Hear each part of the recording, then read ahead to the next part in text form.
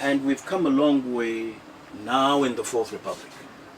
So we have to make sure that we maintain the advantages that we have chalked up. Now, I think it's fair to say that in the Fourth Republic, every election has seen an improvement. My concern is that there is a trend all over Africa, anyway, that every time you lose an election, you want to cause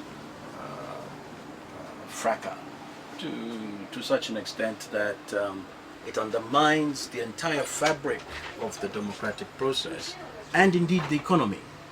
Because the number of foreign potential investors and emissaries, ambassadors that I have talked to that are very concerned about the approach the opposition party has taken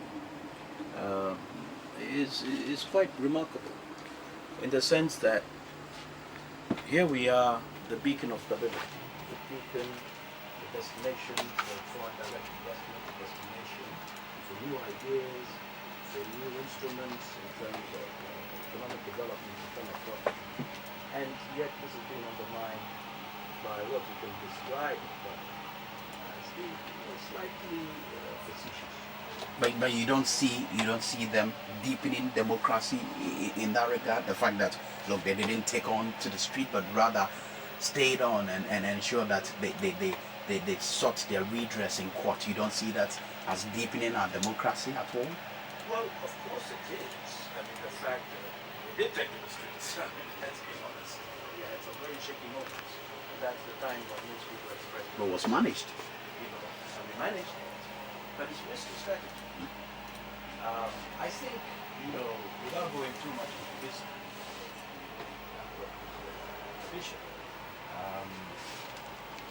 right before independence, in fact, similar tradition, challenge each other. Of course, you have to challenge, but it has to be on a basis that is generally acceptable to the vast majority of the voters and the population, and also to your friends, international friends and so on. All I'm saying is that it was adzi kakra, it was a little bit disconcerting to many of our friends, including the African Union. I think that's perhaps the genesis of some of the statements made by the President Yahya Boni. Let's look at the implication, then we can quickly move on to other areas. Do you see Ghana being at an advantage edge, or could be at a disadvantage as per the outcome of whatever happens in court? No, I think what it shows is that we are still some way of building a national consensus around electoral processes and the democratic process as a whole. I think the extent to which irregularities occur is coming down, and they have occurred in virtually every election, not only in this country, but even in well-established democracies like the US, as we well know, in 2000. Now, I think it will inure to the benefit of our democracy as a whole.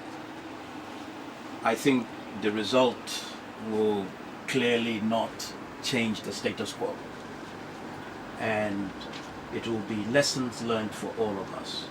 And I think that we need to be certain that we have all our facts, and that we are clear why we're taking certain actions, and not to sort of start to question the institution of the judiciary, which already we have. That's where the risk comes. If we are going to court, fine, let's go to court.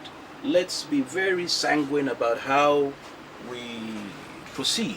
But when it becomes a challenge on every front, as we have seen in the last few days, then it starts to undermine our democratic process, tradition, parliament, and against etc. Okay, and I've got a number of questions from our listeners for you. A number of them would want to know a lot from you. I'll be sharing that with you in just a short while. But let me just remind listeners that we are in the studio with Dr. J.S. Annan. He's a former Deputy Minister, Trades and Industry, and also former Member of Parliament for the Kia constituency. We'll talk about your constituency in a short while and what probably you missed, being a Member of Parliament. But let's talk about the Trades and Industry Ministry, and also some of the things that you did there to put Ghana on the world map in terms of development. What can you point to in terms of achievement?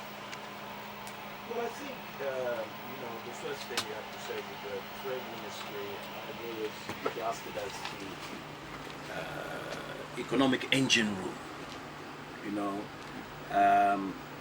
We as a ministry are in charge of making things happen in the economy, whilst the finance ministry and other associated ministries, make sure that we have the revenue, mobilization to do. The trade ministry had two main policies that pushed and I think contributed significantly to the economic growth of Ghana.